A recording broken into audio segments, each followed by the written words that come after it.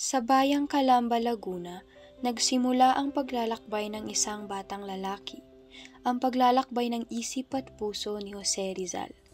Ang kanyang unang paaralan ay hindi mararangyang gusali, kundi ang sariling tahanan. Ang kanyang unang guro ay ang kanyang ina, si Doña Teodora Alonzo y Rialonda.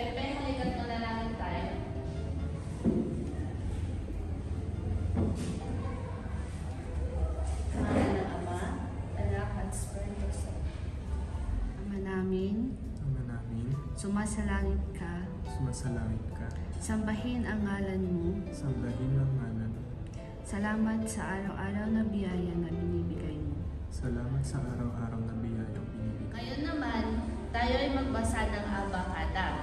A, ba, Ba, ka, ka, da, ta, i, ga, ga. ha. Salamat po, Inang. Tinuturuan mo po ako ng dasal at mga letra. Walang anuman, Pepe. Si Teodora ang nagturo sa kanya ng abakada, panalangin, mabuting asal at kabutihang loob. Sa murang isipan ni Jose, humubog na ang mga haligi ng karunungan at pananampalataya. Pepe, halika rito. Hindi lang isip ang pinapalakas, kundi pati na rin ang katawan. Upang maipagtanggol mo ang iyong sarili sa mga umapi. Tio Manuel, gusto ko pong maging matatag na katulad ninyo. Si Tio Manuel ang nagturo sa kanya ng pagpapalakas ng katawan at pagtatanggol sa sarili upang hindi lang siya maging matalino kundi matatag rin sa hamon ng buhay. Ang dami pong aklat. Ang Pepe, narito ang bagong libro. Dito mo matutuklasan ang bagong mundo. Ang dami din pong kwento. Gusto ko pong basahin lahat. Si Tio Jose Alberto ang nagbukas sa kanya ng pintuan ng pagbabasa, ang ligayang dala ng pahina, ang kapangyarihan ng kaalaman.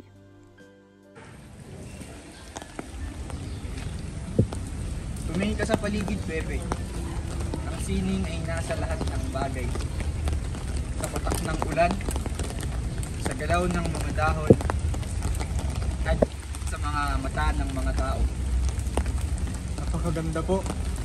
Para pong sinasabi ng kalikasan ng kanyang kwento. Si Tio Gregorio ang nagturo sa kanya ng masusing pagmamasid, ang sining ng pagtingin at pag-unawa sa mundo sa paligid.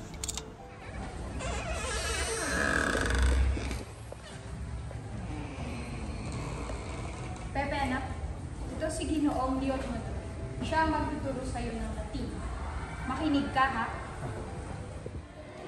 Salve, discipule. Ang Latin ay wika ng karunungan. Ihanda mo ang iyong sarili. Handa po ako, Ginoo. Nais ko pong matuto. Mabuti kung gayon. Tara muna dito, Ginoo. Magmerienda ka muna.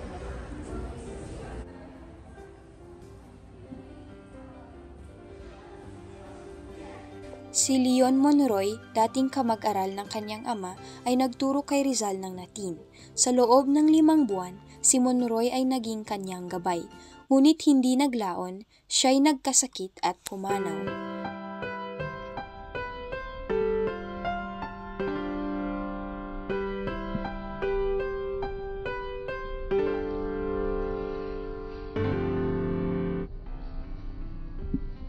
Salamat po, Ginoong Monroy. Hindi po kita malilimutan. Paalam po. Mula sa ina, sa mga tiyo, hanggang sa isang matandang guro, lahat ay naging bahagi ng pagkahubog ng isipan at puso ni Jose. Mula sa payak na tahanan, sinimulan niya ang hakbang patungo sa dakilang kinabukasan. Sa edad na 9, nagpasya ang ama ni Jose na panahon na upang siya ay maglakbay, hindi upang magsaya, kundi upang matuto. Noong Hunyo 1870, lumisan si Jose mula Calamba patungong Binian, Laguna. Bitbit ang pag-asa ng kanyang mga magulang.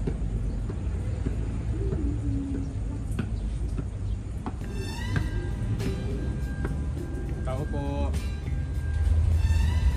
Oh, Jose, ikaw pala yan. Maligayang pagdating. Dito ka muna maninirahan sa sa aming bahay sa Pinyan habang nag-aaral ka dito. At ito si Leandro, ito ang pinsan mo na kasama sa kwarto. Kamusta, Jose? Tara, papakita ko ang paligid sa'yo. Sa Binyan, nagsimulang mamuhay si Jose sa piling ng mga kamag-anak at kinabukasan, nagsimula na rin ang kanyang pag-aaral sa ilalim ng isang kilalang guro, si Maestro Justiniano Aquino Cruz. Ikaw ba yung bagong mag-aaral? Opo, Ginoo. Ako po si Jose Rizal mula Calamba, Laguna. Nakita mo yun? Pepe lang pangalan, banso tayo. Uy, huwag kang ganyan. Payat. Pedro, tama na nga yan. Tumahimik na kayo at simulan na natin ang ating talakayan.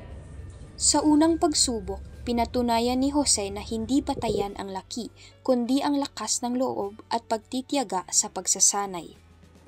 Yan lamang para sa araw na ito. Huwag niyong kalimutan ang inyong mga takdang aralin. Paalam. Alam po. Dali, tara na.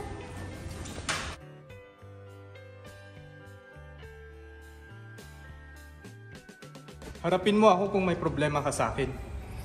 Sige, madali lang to. Bansot ka naman eh.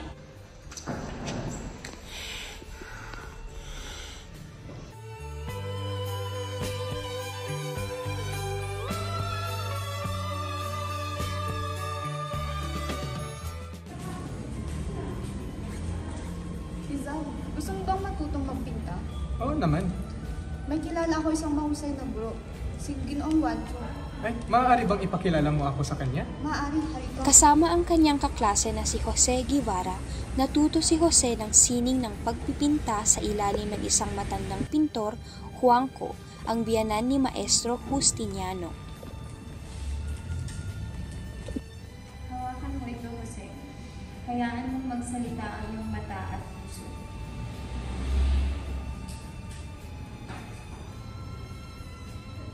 Ginoo, parang sa bawat kulay may kwento po. Nais ko pa pong matuto. Lumipas ang buwan at sa kabila ng pagsubok, naging maayos, mapayapa at makabuluhan ang pamumuhay ni Rizal sa Binyan. Ngunit ang karunungan doon ay hindi pang habang buhay. Jose, nasabi ko na sa iyong ama. Natutunan mo naman na lahat ng pwede kong maituro sa'yo. Panahon na upang magpatuloy ka sa Maynila. Noong Disyembre 17, 1871, nilisan ni Jose ang Binyan, sakay ng bapor Talim. Sinamahan siya ng isang kaibigan ng kanyang ama, ang Pranses na si Arturo Camps. Tahan na, Jose. Ang Maynila ay ibang mundo, ngunit taglay mo ang tapang at talino. Maraming salamat po sa lahat. Hindi ko po malilimutan ang Binyan. Sa Binyan, natuto siyang lumaban, umunawa at lumikha, isa na namang hakbang sa kanyang pagiging dakila.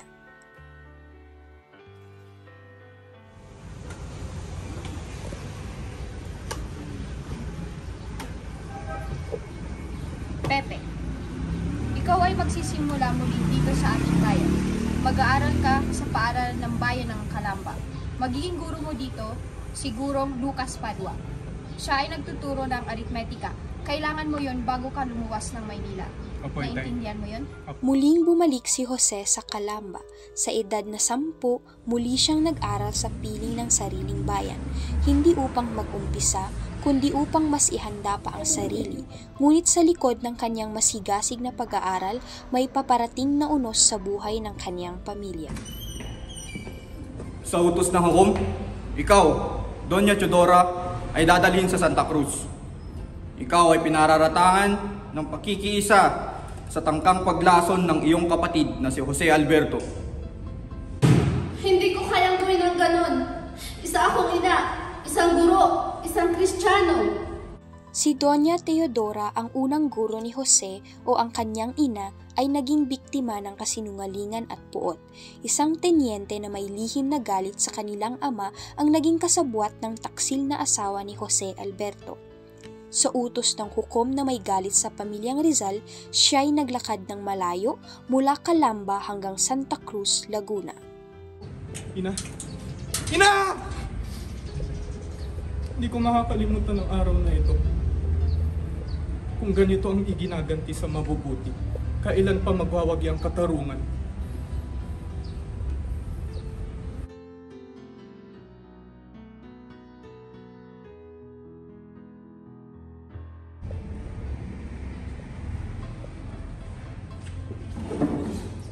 sino? Magandang umaga, Iho. Ako si Francisco de Mercado, isang abogado. Huwag kang mag-alala. Gagawin namin ang lahat upang mapalaya ang iyong ina. Tama. Dahil ako naman si Don Manuel Manzano, isa rin abogado. Ang batas ay mahina sa harap ng kasinungalingan, ngunit kami ay lalaban.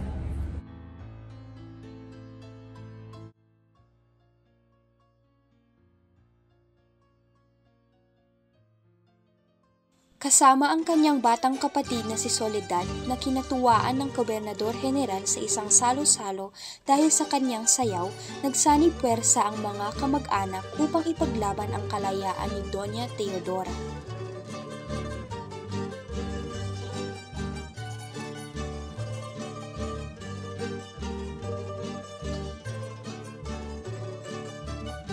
Napakagiliw lang iyong anak ka. Kung gayon, titignan ko muli ang kaso. Maaaring may pagkakamali. Talaga ba? Maraming salamat, General. Tatanawin ko itong utang na loob. Walang anuman.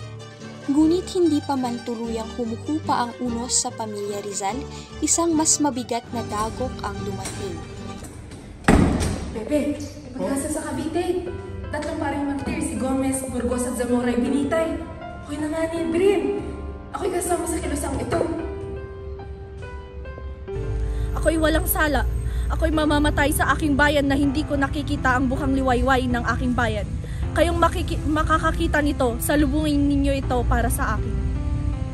Ang tatlong paring martir na naglaban para sa karapatan ng Pilipino ay ginawaran ng malupit na kamatayan.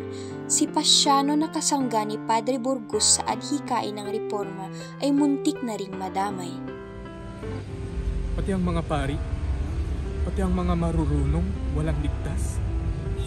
Kung ganito ang hustisya sa ating pamahalaan, kailangang may magsimula ng pagbabago. Ang murang isipan ni Jose ay pinatibay ng mga pangyayaring ito, ang pagkakabilanggo ng kanyang ina, ang pagkabitay sa mga inosente.